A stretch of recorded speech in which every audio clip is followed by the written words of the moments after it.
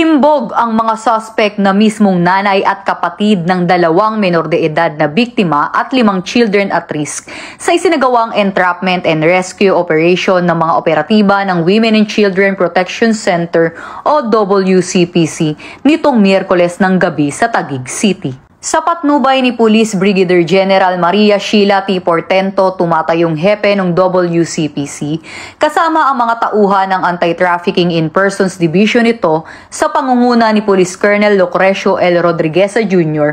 ay nagsagawa ng entrapment and rescue operation na nagresulta sa matagumpay na pagkaaresto ng mga nasabing suspect. Ayon sa operatiba ng WCPC, ay positibo na ang kausap niya mismo ay ang nanay na suspect at habang nakikipagtransaksyon ito ay inalok ang kanyang anak para mag-show kapalit ang pera. Agad na sinugod ng mga operatiba ng WCPC kasama ang mga tauhan ng Taguig City Police Station at social workers ng Taguig ang mismong bahay kung saan nagaganap ang pagsushow ng bata at naaktuhan mismo dito ang mga naturang suspect ng mga nasabing biktima. Napag-alaman din na ang biktima ay may nauna ng sumbong sa kanyang guro sa pang-aabusong ginagawa sa kanya.